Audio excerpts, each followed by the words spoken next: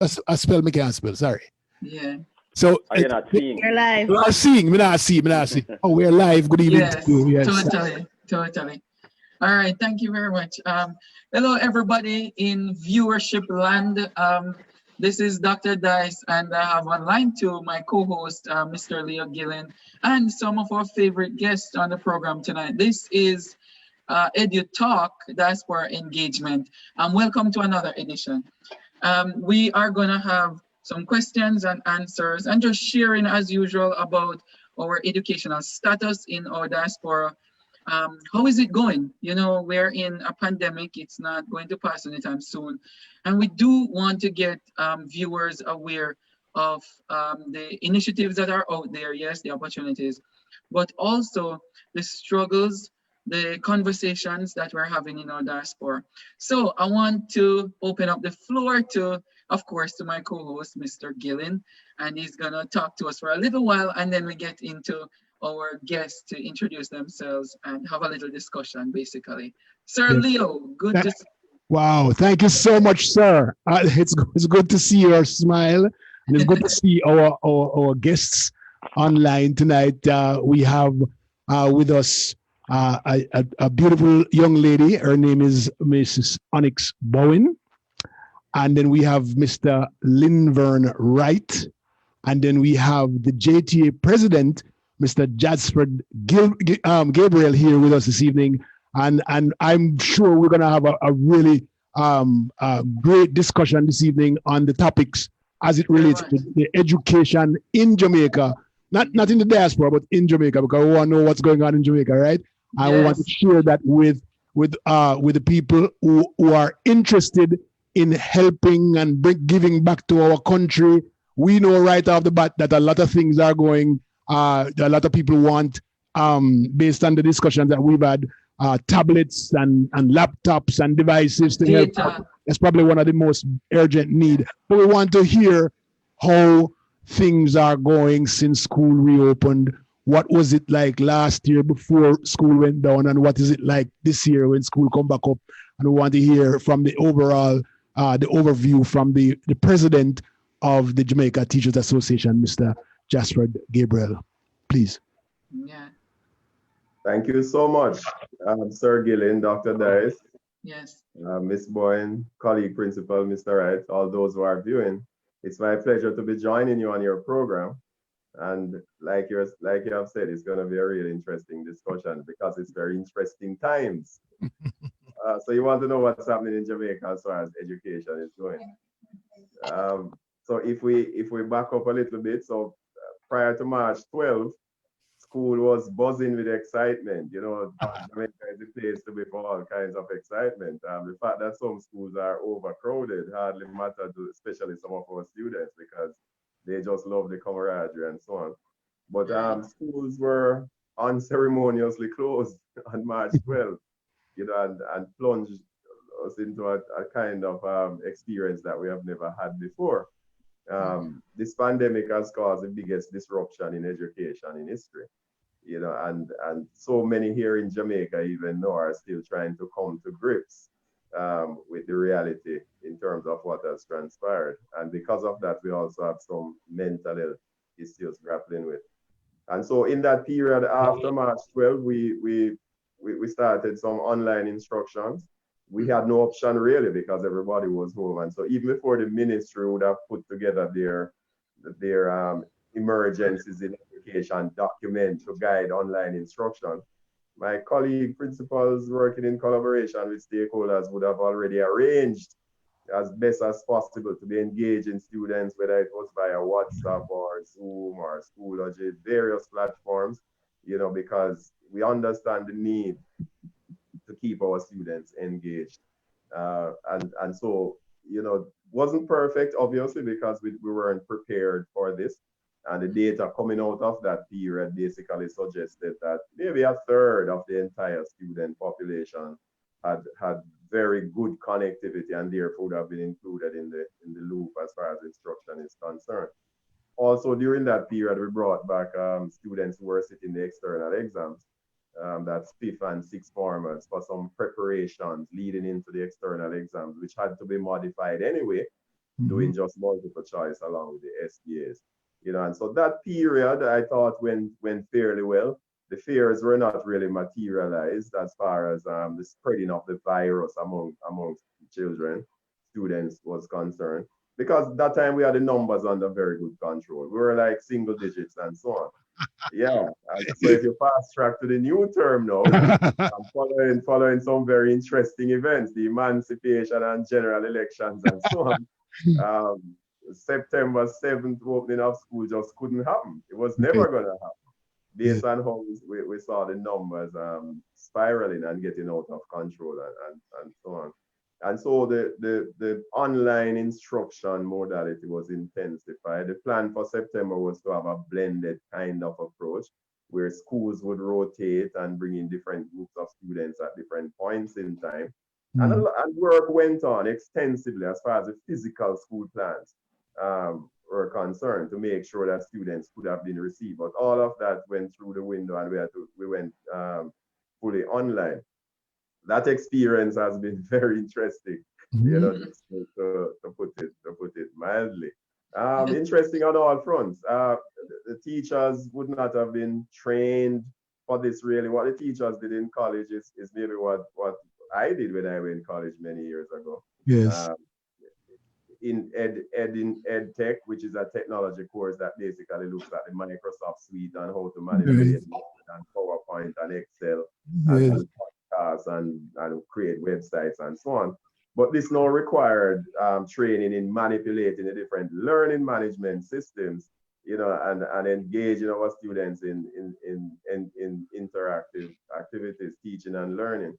And so a lot of training went on in a short period of time before September 7th. In excess of 20,000 teachers received training. Teachers were very excited in terms of benefiting from these training. Not only sessions, not only teachers, but administrators and different stakeholders also benefited from the training. This training would have required far more time, obviously in normal times, but we had to work with the plan in readiness for school. And so this training is ongoing. So school was pushed back to begin October 5, and we still continue on this blended kind of approach. So the students are experiencing great challenges because the number one problem here is really connectivity. Though we have other problems, we have not moved very far from that 1/3 of the population that has good, consistent connectivity. And so much of the talk and lobbying has to do with just getting broadband across the country. Because rather than saying 1/3, I'd like to hear the actual, the closest or the approximate numbers, because it makes better sense for people rather than the 1/3. So we're looking at 600,000 students in school, right? Supposed to be in school. Yes.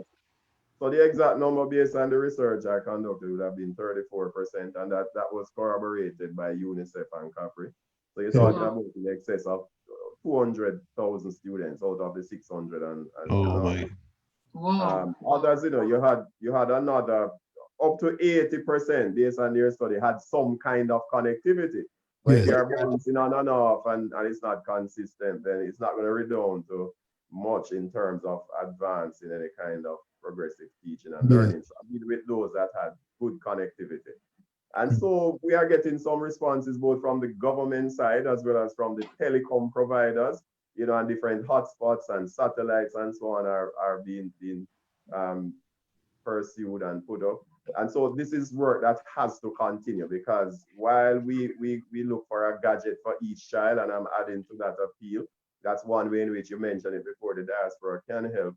We still have hundreds, thousands of students without a device. And we're not just talking about those who are in the PATH program. The government has made arrangements for in the region of 100,000 students to benefit. But then we're talking about over 600,000, and majority of that balance for the persons who are in need. And so while we are treating with the training of teachers and looking on the big item in terms of the provision of internet activity, we want to make sure that our students are properly resourced. And then in terms of supervision now in the digital space, that turned out to be a major challenge when we conducted survey among teachers. They had serious challenges having the students being supervised. Because again, the parents were never prepared for this. They weren't trained for it. And somehow they get to understand how valuable the teachers are because they don't get to one child at home. Once upon a time, they just send them off and they don't care, right?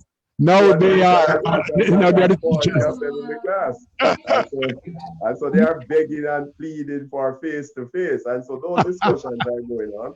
A lot of pressure coming on the government in terms of facilitating face-to-face. And so some kind of analysis is going on to determine which communities maybe where schools are located that maybe some face-to-face can begin using a risk management approach guided by the Ministry of Health. And so those discussions are continuing because we have to always remember that we are still in the midst of a pandemic. We are seeing numbers in October that are higher than we saw in September when we did not open. And we are in a community spread phase. And so though it's we have no good options really, but we have to make the best possible choices as far as education is concerned. So basically that's where we are at. We are resilient people. We look for opportunities in the midst of the challenges. The teachers here are just phenomenal, and the administrators, they have a way of just making things happen. And some of them have gone beyond, expectations just to find their students and to cater to them using various different means who are not connected in the digital space. So basically, that's where we're at. I'm sure you want to give the others a chance to give their right. Very good opening, Mr. Gabriel. Very, very good. And we like the position you took of hope, giving people hope and ongoing training where necessary, especially the online. You mentioned a few things there that are very super important, where you talk about the platforms that you learn when you're in school, and it's about the same thing that teachers are learning. So we need to ongoing conversations about what teachers, educators need in college. Leaving college is now in the 21st century too. So that's very good. So so let's come over to Ms. Bowen. What are some of the things you're seeing in school before September, like for preparation going into the new school year? What are some of the things you realize that you have to put in place? Well, thank you. Good evening to everyone. And it's really a pleasure to be here with all of you. Now, in preparing for school, we realized that we had to do many different things because of what was happening.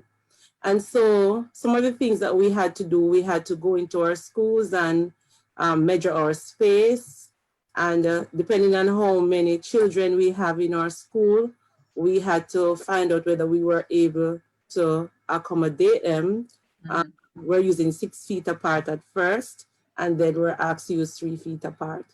And so you find that some of us as principals, we had challenges because we would not have enough space. And so churches have been helping some principals. Some persons has to be very creative.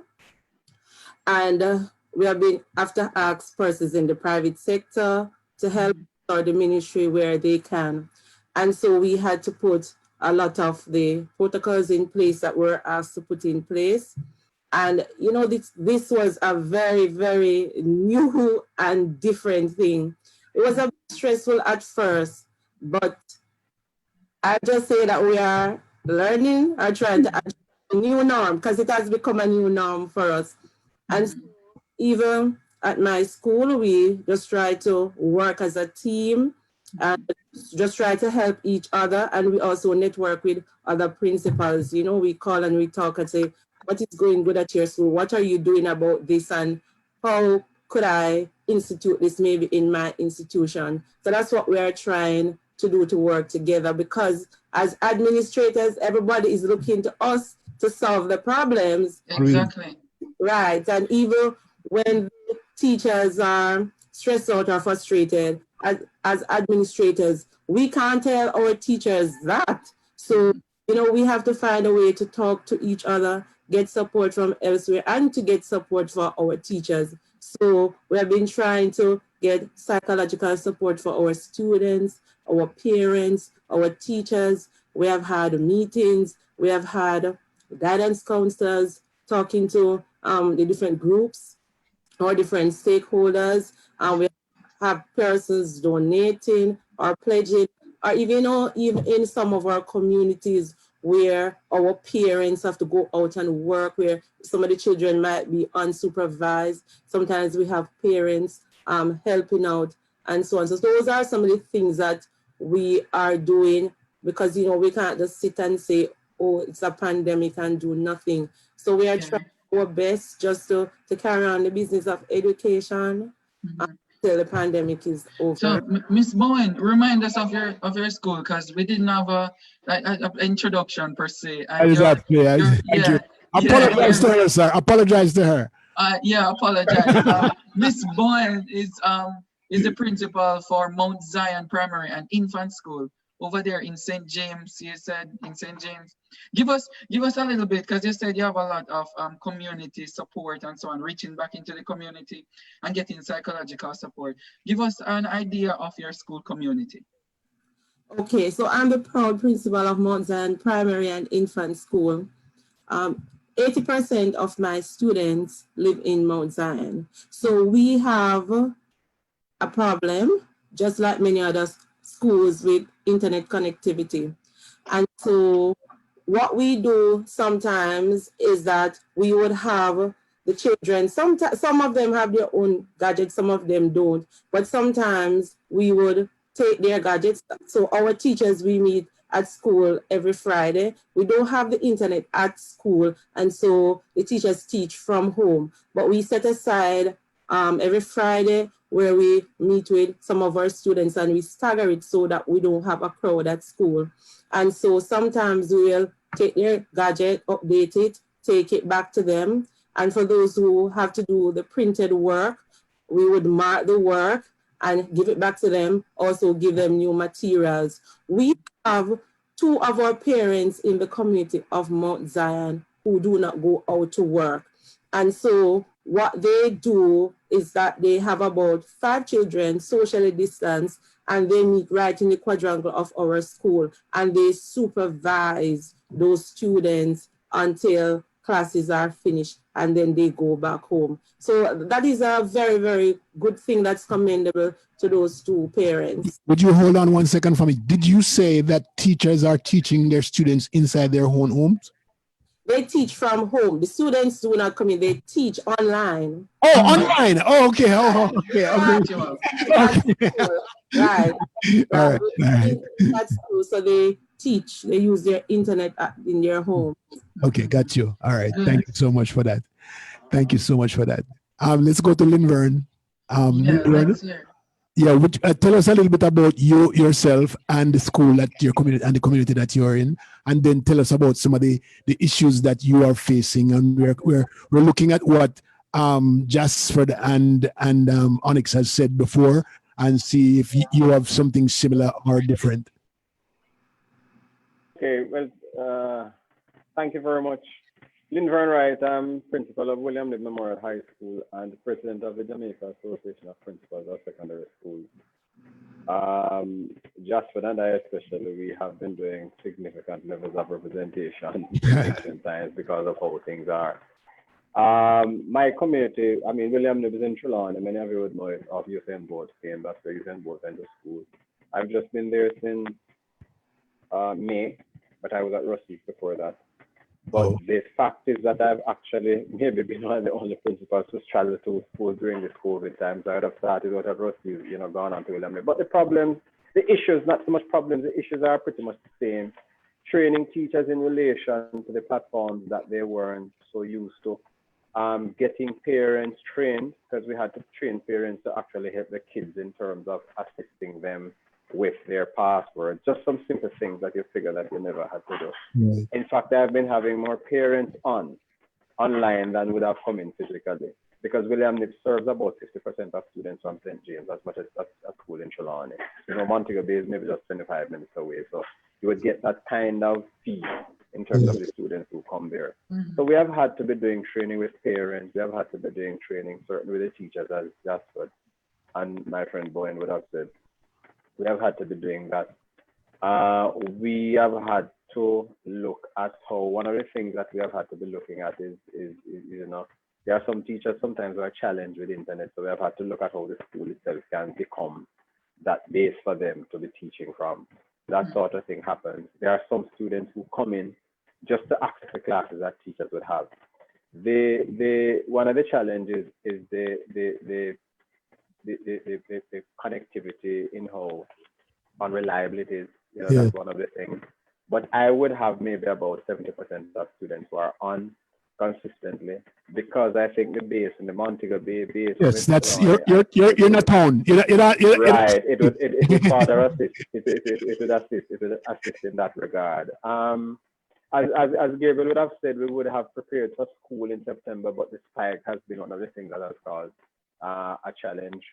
We are, I mean, many of you would, many Jamaicans would know about CXC. Yes.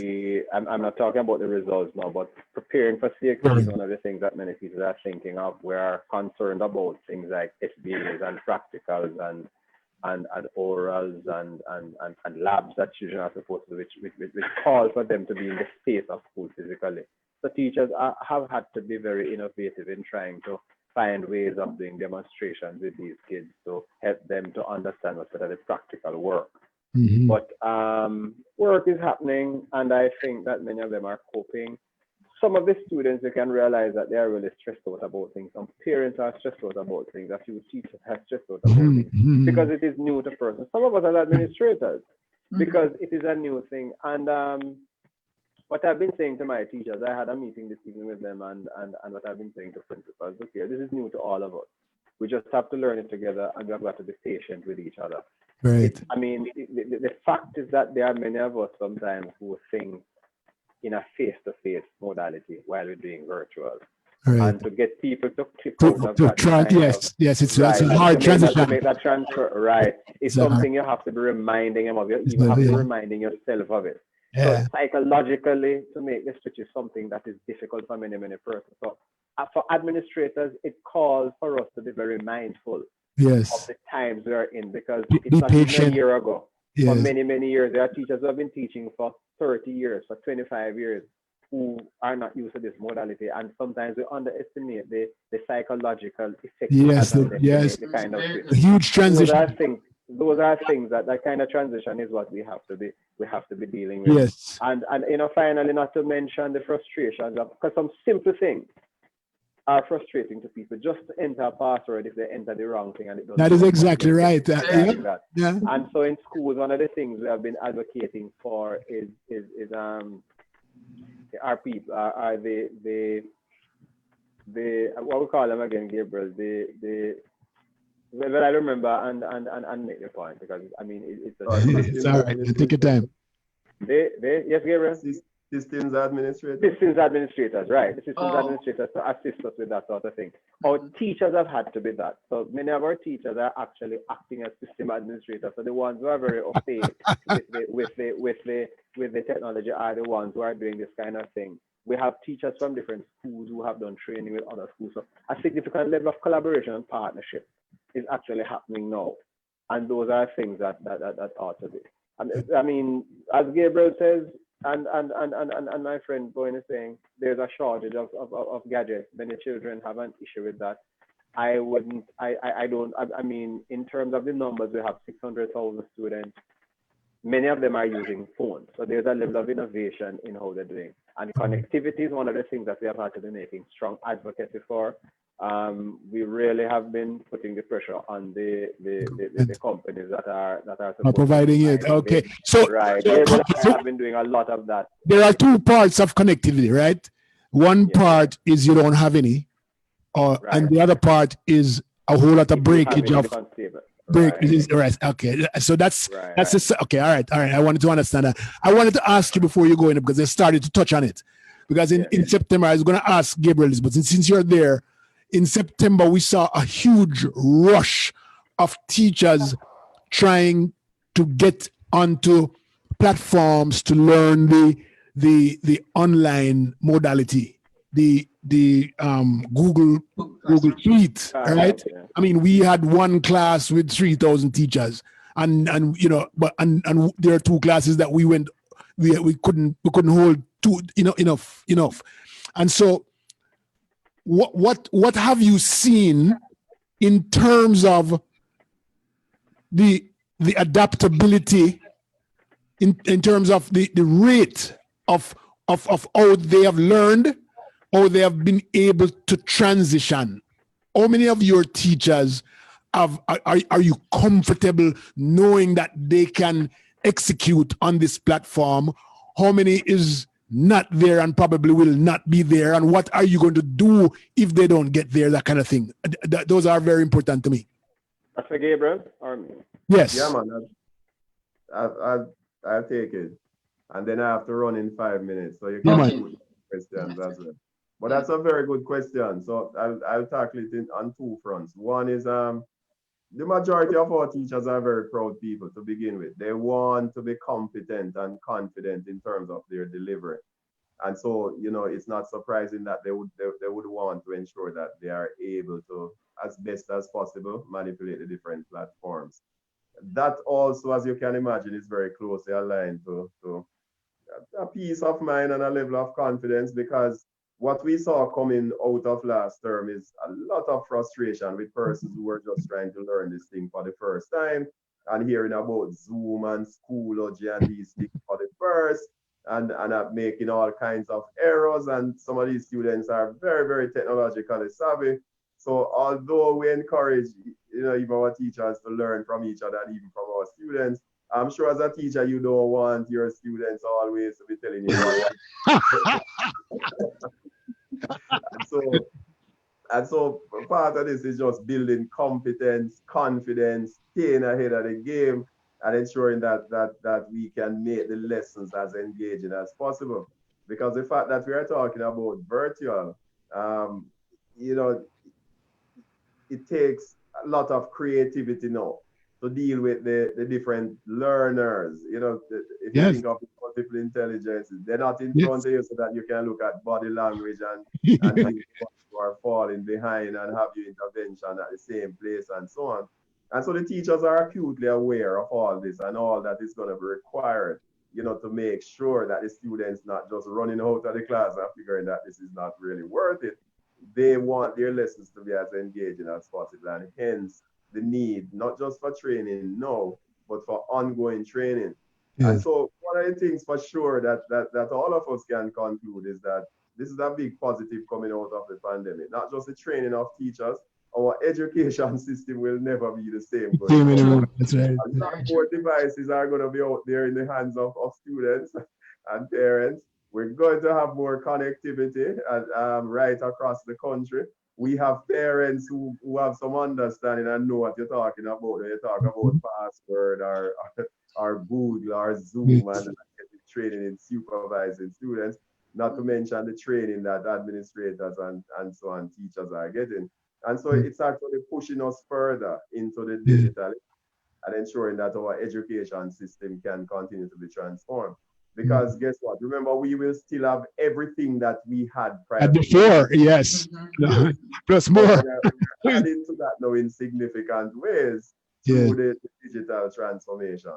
And so the teachers continue to, if you were to put on another training session, you get the same response, because it's a healthy kind of competition. It's one born out of a desire to do well and to keep the students engaged. By the way, I would have conducted a survey about almost 2 weeks now. 2,100 teachers responded. 70% of them were using the Google Classroom. We still have a few teachers with connectivity issues that need data and so on, and some of them go to schools to teach from there. And of those, we asked them about the training that they would have received. I think it was 55% of them said that they felt far more comfortable now than they were last term because of what they have been exposed to and the confidence level in terms of treating with it. But there's still the desire there for ongoing training, because as a teacher, I think all of us would have done some teaching at some point. You want to make sure that your lessons are engaging and the students are properly catered for. You know, and to treat with that in a digital space means that we have to continue to be trained and retrained. And last night I was on a program on CVM because I made a call a couple of weeks ago at a Rotary Club function that we must take a close look now at not just in-service, because what I've been talking about here is in-service training, which is a crash program, really. It was forced on us. But in the colleges now, a very close look will have to be taken in terms of the curriculum and the courses that we offer, and making that shift so that even students who are in practice teaching begin to use these same learning Absolutely. their students. So by the time they come into the school system at the different levels, they are basically ready and more comfortable to treat with these. You know, it's funny you say that. Today, I invited all presidents and principals of tertiary training, teacher training colleges to have a meeting, because I believe that we have left the student teachers behind in all of this preparation, and they are the ones that's going to be the future of our teaching profession, and we have to prepare them for this, because they have not run into these problems yet. You know, they are still dealing with their own issues, but when they leave, they're going to have the classroom, and they're going to have this new modality to deal with. How do you transition? You know, we want that transition to be smoother than what we have with the active teachers today. And so I invited them in a meeting next week, Thursday. I'd love to have you in there too, Sir Sir Gabriel, to let's talk about how we can, the diaspora can be involved in the preparation. As you said, it's not going to be the same anymore. The normal is not going to be the same normal anymore. So we can support. We have expertise that we can support, and any kind of level of support that we can offer, then that's what we want to be able to do. And so I'd love to have this kind of engaging talk next week and see how we can engage those students, especially the third and fourth year students who are actually going on teaching practice and you know, that kind of thing. Great. Yeah, very good. What do you principals, in terms of what you're seeing in your school pertaining to the number of teachers you think who are actually, you know, positively struggling with the platforms, or, you know, for over the long term that they can carry a lesson and actually keep up with the training and teaching at the same time? That one is from Onyx, right? Okay. Yeah, and then Mr. Wright too. Well, in terms of the teachers at my school, I have asked them to be involved in all the training, most of all the trainings that they were offered. And so my teachers have been actively involved. Now, I'm sure you would know that some persons would be more competent than others. And so what we have been doing at our school is that we have asked those who are more competent to help other persons. And so on my staff, you would know the persons who are very au fait with the online platforms, and so they would know who to call. And last Thursday, we had National Training Day. And so what we did at our school, we noticed that when you are in the training with the 200 and 300, sometimes you don't have the opportunity to ask all the questions. And even if you're being trained that way, you know, the hands-on experience is very, very important. So one of the things we did last Thursday, National Training Day, is that we had our staff development, and we asked each teacher to present on a certain aspect of the Google Classroom that they are being expected to use by the Ministry of Education.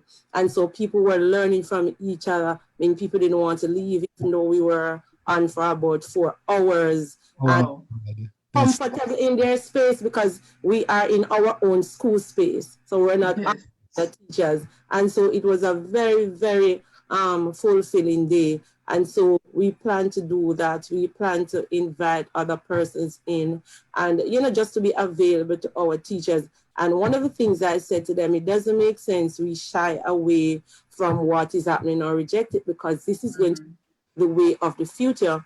When we go back to physical school, we will have to be engaged in a blended approach, because these children who are now, this generation in the 21st century, being exposed to all of this technology, we can't have school as usual when we go back.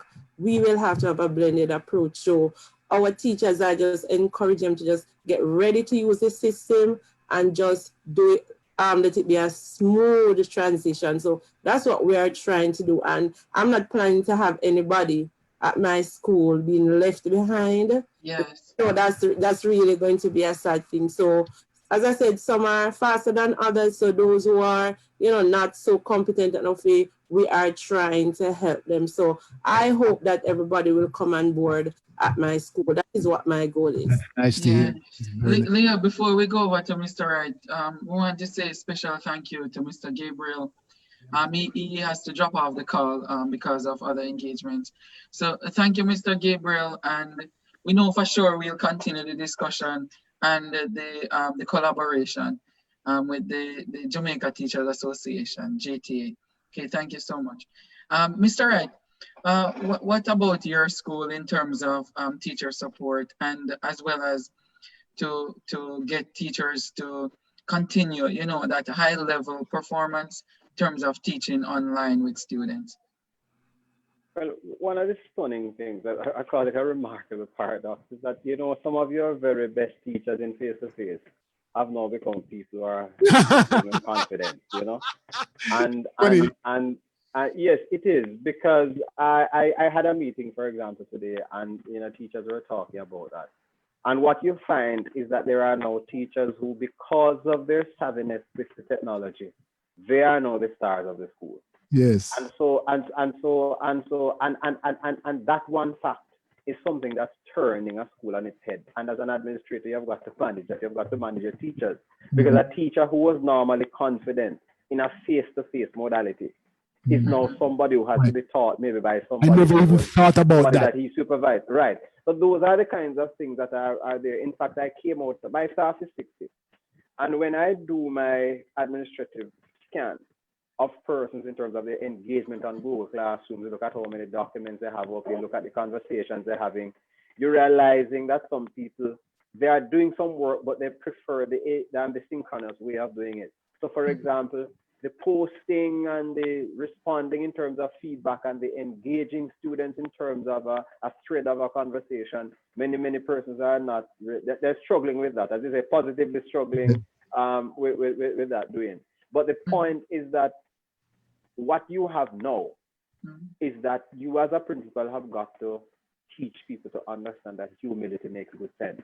Because the teacher who now becomes highly competent because of what he or she has now can't be about boasting about it. That person has to be teaching. I've got help. And right, has to be humble to help and not to show off so people feel any less than themselves. And the person who was a really top class pedagogue before has got to be so humble now to understand that I will have to learn from somebody who face to face. I was so that's one of the kinds of you have a serious problem there. You have a serious problem there that can mushroom, but I know you have a lot of confidence because you recognize it's a good thing. Really nice. Yes. Really. As I'm saying, it's a part of how you've got to, learn as a principal as you go along, because this presents a new challenge for all of us. Yes. And sometimes we talk about the challenge for teachers and the challenge for parents and the challenge for students. I think the challenge for principals is enormous, because you have got to try to learn so much. So much. To cover every nook and cranny, right? So if you're not on the ball in terms of your reading and your being au fait with things, I mean, I've had to just go online and just learn about Google Classroom because I will have to supervise. Yes. I have to try to be staying ahead of the game. Of everybody. Maybe not many persons are like me. Some persons are even better than me at the whole thing. But the point I'm making is that because you're already in a job where you have to supervise, you better learn how to do it, because people are going to be looking at you. So even our confidence, even principals' confidence, and I talk to my colleagues, is one of the things that we have to look at in terms of this whole thing. But I really believe that it is a challenge, but I find that people are meeting it with courage. A few people with trepidation, but I think collaboration and a sense of camaraderie and supporting each other in this is what we have to do. And I think that is happening. As I heard my colleague Gabriel says, and my good friend Onyx saying, we are going to come out the better for it, because the truth is that our children are going to have teachers who are more competent because they are now able to deal with the different modalities.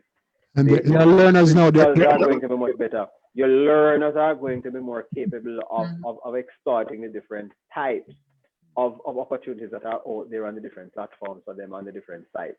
So my thing is that it is a challenge, but it is a positive. All right, and I want to go back to Mrs. Bowen, right? Because we've been talking about the teachers, but teachers also know our parents. Parents are also teachers. Good point. Yes. And they are guidance counselors. They're mothers and fathers, and they're thrown into a situation that they've never. And you made that clear before, Linvern. The thing is, how do you manage parents, right, at home, at work, with their children, not with their children?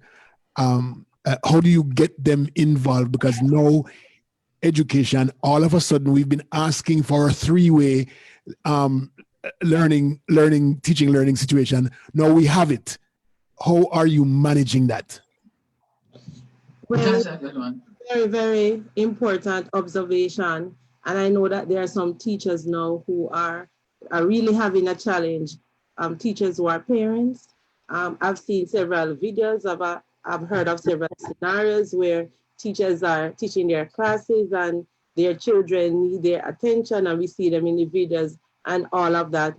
And so I made note of one thing that is happening in my school community, where you have two parents who do not work and they try to supervise some of these children. But one of the other things that we have done, we have had several PTA meetings where the parents and the teachers talk together. I just want to tell you one scenario that we had when one teacher was telling me, oh, you know, a child's planning to say present, but we got to find out later on that this parent was at work signing in for the child. And so yeah, that's the kind of problem that I'm talking about. Has the phone at work. So the child, so some of those issues and the others, when they come up, we just address them. So we call our meetings and remind the parents, you know, of the importance of the children doing the work for themselves and so on. So what we try to do, we try to help where we can, give suggestions of our meeting, and we have been having our PTA meetings more often. So it used to be every other month. Now we have it once per month, and the teachers are available to talk to the parents. I have my grade 6 teacher who trained her parents how to manipulate.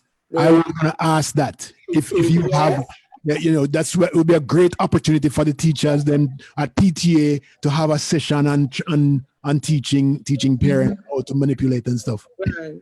So we have done that for the parents and also for the students. We have been, we have our WhatsApp group. So we have a WhatsApp group for each class. We have a WhatsApp staff group. We have a WhatsApp group for the parents. And so can you imagine, I mean, all of these groups. Let's keep an eye time. I'm in every single.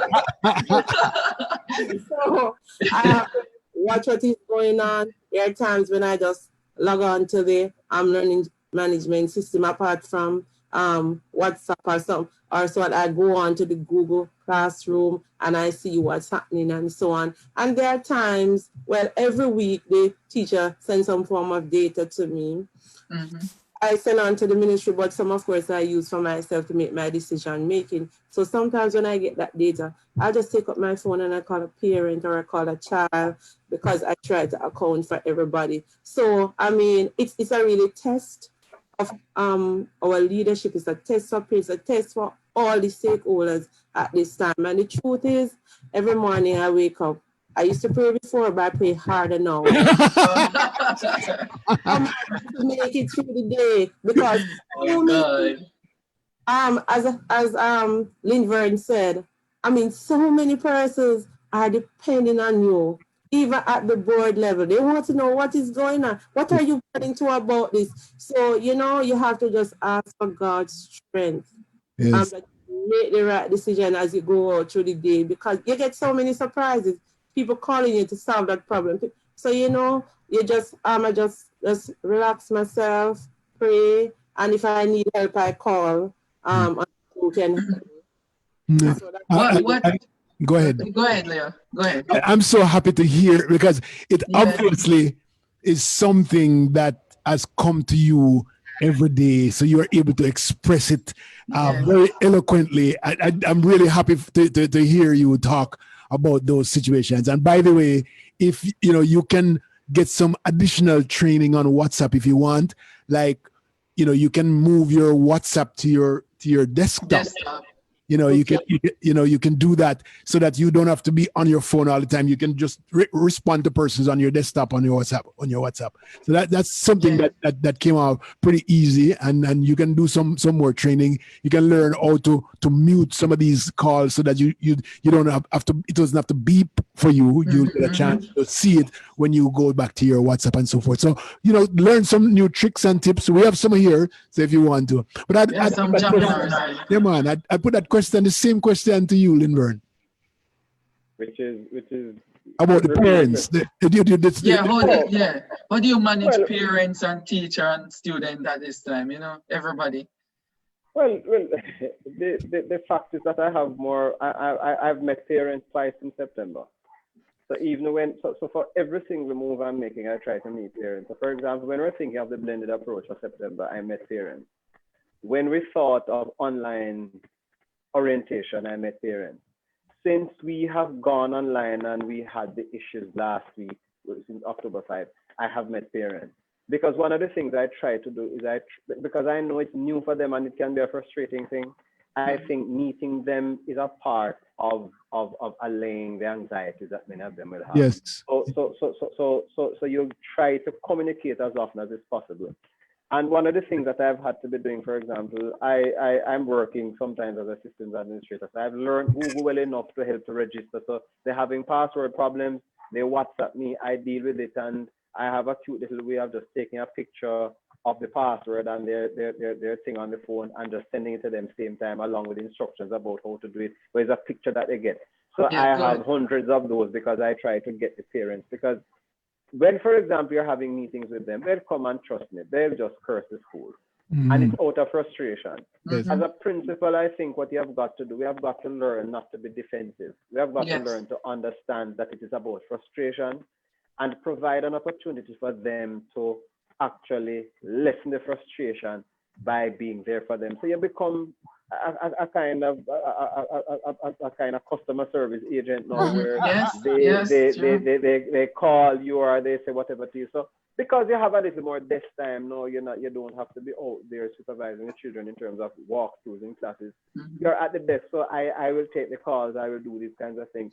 I find that being there for them in the moments when they have these what you call small problems becomes a significant thing in their perception of the school, in their perception of you as a leader, and in their own, in allaying their own anxieties. So those are things I think as leaders you have to get. Certainly I have the people who are cheeky.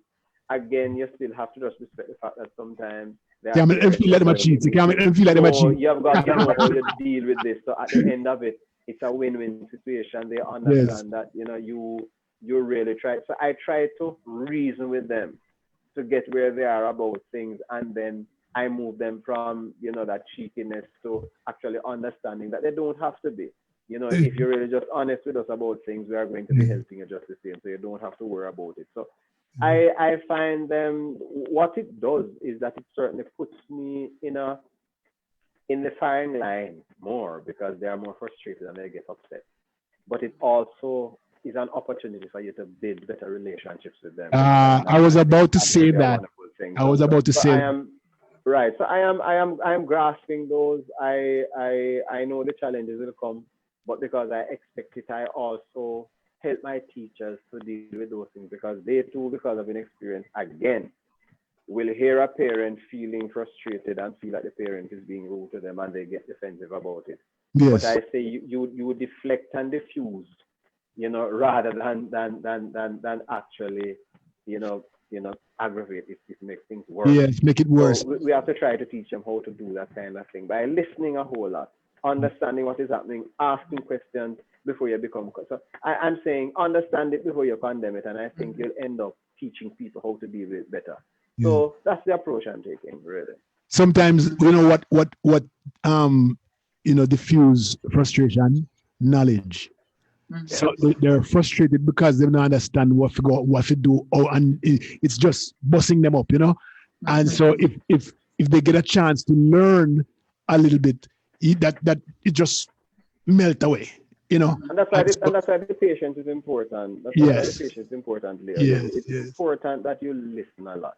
Yeah, man. You know, and the truth is that you're learning too, you know, because as a principal, when they come, there are some parents who know this thing, you know, they know about the platforms, they know about it. So you have got to listen. If you are too quick, you could embarrass yourself. So it's always wise to understand that you have to be patient. You have got to listen, and they will teach you. They'll talk to you. There are few, but they'll teach you things that can help you to spread your wings and help other persons. So it's about patience for me. Yeah, man. It's true. What I see coming out of what you're saying is a servant leader and transformational leader. Now, all of those things that you learned a long time ago, you put them in practice now. It's a level playing field where some people are good at technology and some are not, but those people are really good at instructional delivery. And one of the things I see coming out of this though is the bridge. There's a gap that is being built. Not built, bridged. Between technology and instruction. And I think as much as you two really hit the nail on the head when you talk about bringing the community together, bringing different instructional leaders together in terms of teachers, and see if we can bridge that gap that was being built between the haves and the have-nots in education, right, Leo? Yeah, man. I was about to ask them, based on that bridge, if COVID ends in December, right? I'm being quite optimistic. COVID ends in December. What happens? Now we're gonna go back to I want to know what happens, because we have to be thinking ahead of the game now. You know, we have our teachers who are now new learners, and you know, what are you going to do with that knowledge? Because I know that there are a lot of principals out there who probably would not have accepted a jump drive with lesson plans because they want the exercise book, but now they have to be ahead of time. What happens if COVID ends in January? Are we going to go back to face and forget, you know, because that's easy to do, you know, it's very, very comfortable. Easy to do because we have the kids in front of us. But are we going to say, okay, a child is not at school, we could put him on Google for that day so that he can stay at home and watch class? Or I don't know, you know, what happens? I talk enough so that you can get a chance to think about it. So go ahead, Ms. Annex. Okay. Well, what I think that should happen first, if COVID ends in December and we are going back to school, one of the first things that we would have to do is that we would have to evaluate what happened in our context. There would have been maybe a national evaluation and policy directive from the Ministry of Education, but we would also have to look at our particular setting. We would need to collect the data we need to collect, both qualitative and quantitative data. And then based on that, we would make the decisions going forward. But something that I said earlier on, now, even without collected data, I would promote in my school where I know that we could not go back to what we used to do before entirely. We would have to use a blended approach. The way I see some of these children on the gadgets and what they're being exposed to, if we don't include some of that in our school setting, then we're going to have children disrupting the class and other behaviors that we don't want. So those are some of the things, like I could quickly say, that we need to do without the data that would have collected. We would need to engage the children, whether they're going to take the gadget to school or whether we personally give an assignment and ask them to complete it. because if they come back to school, more than likely, you know, they would all be working together and so on. But we must have to employ some asynchronous as well.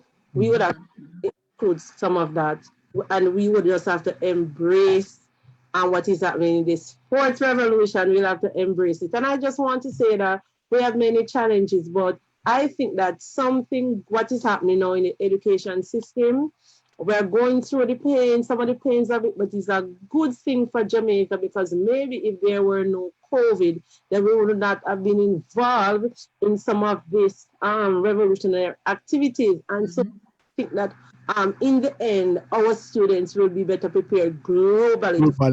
Globally. Yes. So I think there is some good in it. So we would have to, I believe we need to embrace some of these new trends, the new things that are happening, and it will benefit our children.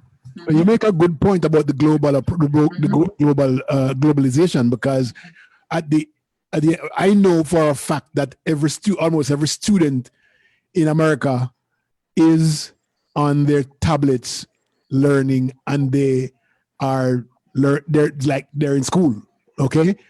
Which means that if we are not there with them 10, 12 years from now, our learning, because they are going to be technologically way advanced.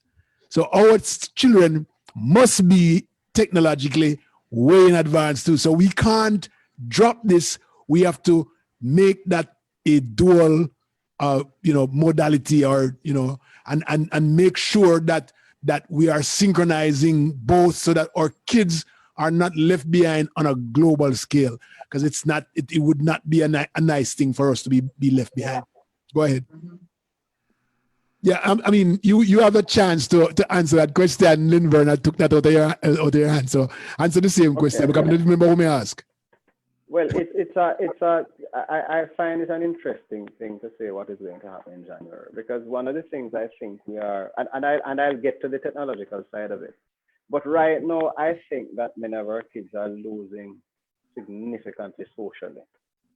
And because school was not just about the academics, and there are many of them. For me personally, if school happens in January, they're coming in face to face. I certainly believe that I just really want them to get a chance to just breathe again and look at each other and understand that relationships make good sense and talk with their friends. I mean, I think I'd have a wonderful little party for them so that they can just socialize and remember whatever. No, I'm serious, because so many of them are really trapped in the technology now and are frustrated too, because we are thinking that they're all excited about it, but anything that you have to do too much can become boredom. And I think we've got to remember that. Yeah. But one of the things that I think we've got to look at now is okay, what will homework look like now?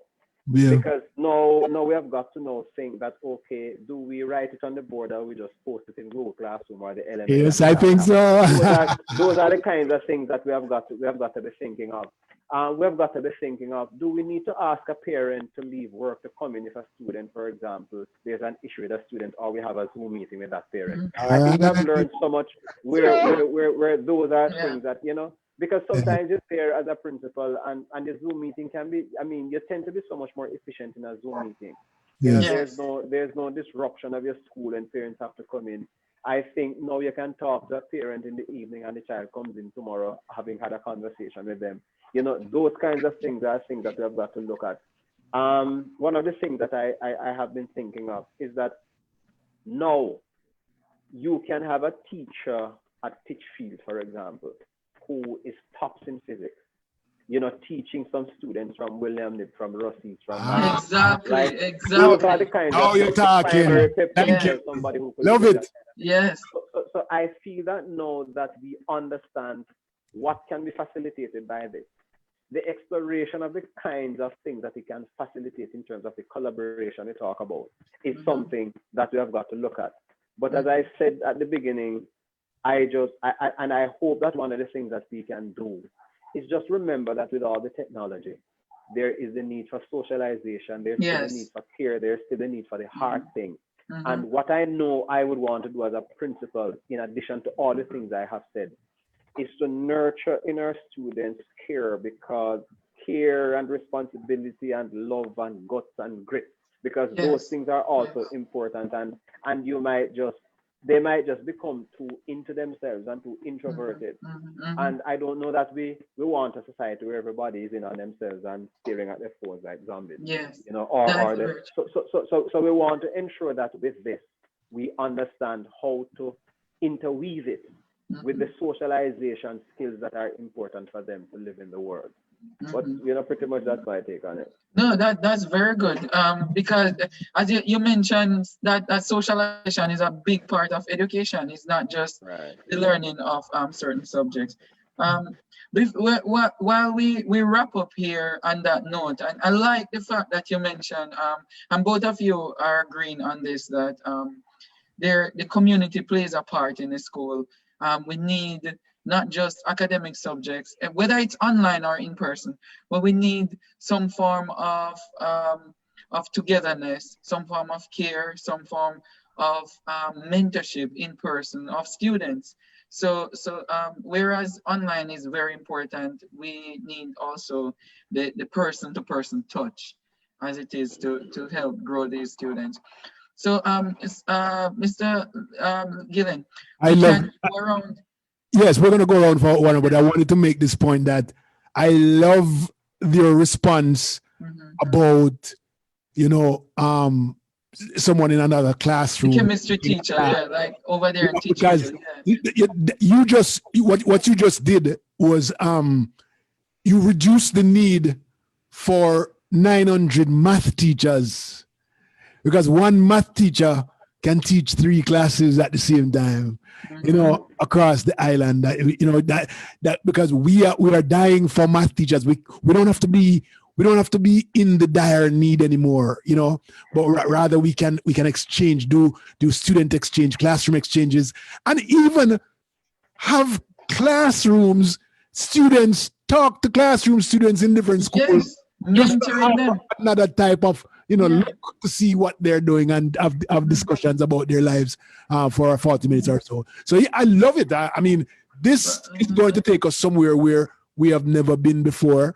But it's but even Leo, when Mr. Wright mentioned that, I was thinking about professional development between 2 schools. If you have something I don't have, intangible assets, you can talk to each other, you know, from another. I do that now with my school and others. When I find that they don't have things that I have, I share with them and vice versa. Absolutely. I have no problems reaching out. It's a humility. Wonderful. Yes, that's very good. We wish you had more of your kind around, Mr. Wright. And of course, we'll leave out Miss Onyx for, because I'm not leaving her out at all. Willingness to learn, willingness to trade, willingness to give, willingness to be a part of, willingness to be a community, a part of a community, and willingness to share. That's all a part of teaching and learning situation. I'm gonna, you know, we have to wrap up, but so we're gonna give you 1 minute to give us your final thoughts. You choose any part of your discussion, and you want to repeat it, you say it, or if you want to share something that a need that you have, that you care about, that you think the diaspora can help you with, you know, say it. You know, so I'll go with we'll take Onyx last, and we'll go with Linvern first. Well, I represent Jamaica right now. It's not about William Nip now. So whatever you can do for Jamaica, we have some needs that people have spoken about. But I am really happy for this opportunity, because it makes me feel proud to know that, you know, my people are reaching out and we are talking to each other. Just the conversation tonight is a wonderful thing. And what I hope is that we would have touched some hearts in terms of what we're doing here in Jamaica, because trust me, we are really a beautiful place. We are beautiful people. And our education system, many of you know, is good for many things. We struggle, but we triumph. And we're just asking you to understand that kind of thing. You know? I mean, that's all I have to say. And thank you very much. I hope to share with you again. I have no problems anytime. Fine, all right. Thank you so much, and I look forward to meeting you. I blamed as I thought she was the principal of No, the school that Linvern is at. William Nib. William William Nib. I Nib. thought, yeah, because she came on first, I thought, no, well, she's the principal of William Nib. So are you take away Mr. Dr. Nice job? That's a nice, That's nice nice, job. yeah. There was someone in between, yes. Somebody was with you. All right, Mrs. Boyne, wrap it up for us. Okay, it was really my pleasure being here, and thank you for reaching out to us in Jamaica. We know that anywhere Jamaicans go in the world, your heart is still at home. So thank you very much. But I just want to say what our children, our teacher, all our stakeholders in the education system need right now. You know, our main problem is internet connectivity and the gadgets that the children need. I think basically those are the needs. And just want to say that we're going to need a lot of psychological support as well. So, you know, we could use different platforms to do that, because I'm sure that if we don't take care of the mental, we're talking a lot about mental health in Jamaica now. So, you know, we need psychological support along with those things we need for the academic. So thank you very much. And I really enjoy being here. You know, I like that. I like that psychological request. We have a task force by the name of behavioral health, and we have many of our psychotherapists, family therapists, psychologists, social workers, and so forth in this task force, who are willing most times to put on a seminar, a webinar for us, and we invite all teachers across Jamaica. So please, you know, I hope that you're on our list of distribution, so that when we send out for this, you can join and you can become a part of this, because we give the end of this month. No, this is the 4th and 5th. The 5th of next month, there's an early childhood conference that's being promoted by both the JDTAN, JDTF, and the Catholic College of Mandeville. Everybody is invited, and second day is going to be all about behavioral health. And so please, you can. That makes good sense. And you have my number, and just as Yes. you contact him, because all the principals I can get there in high school. Okay, that's that one. So if you want them, and we want to be there with you on many things, so Okay. you can always reach out to us. All right. So Thank we'll you have so our much for number. that. Yeah, man. Oh my God. Thank you so much. Thank you so much, guys. I'll let you wrap up, Dr. Dice. Thank you so much, guys. It's nice to meet both of you. I want to say too that they're planning a what they call it, behavioral health conference. Yes. In November. Yes, So look out for that one. It's gonna be very good. And I think it's the Just 8th. WhatsApp me that link. WhatsApp me whatever. Oh, and yeah. You can just pass it on, and you can have the principals in Jamaica join you. Totally. And certainly, Boyne is the same thing, I figure. Sure. Okay, good. And we have seminars too every now and then in the education task force. So we have quite a few teachers and principals. Yeah. So you'll get some information, and I hope people are listening. To reach out. We still need gadgets in Jamaica, iPads, even if you have donations to give to teachers and principals in Jamaica to get some phones going for students, reach out to us. You can reach out to us on this program. Email us at education@jdtan.org.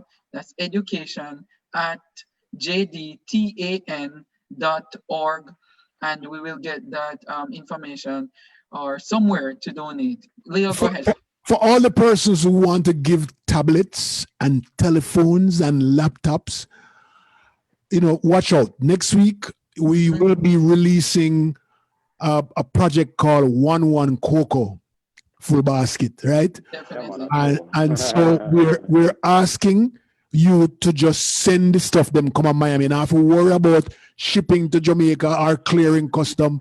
We will take care of all of that. All we want you to do is, as long as you have the stuff them and you want to give, please just send it. We'll send you the address, and all you have to do is just send it down there and we'll get it done. All right? Yeah, even if it's lightly used, don't send any old stuff.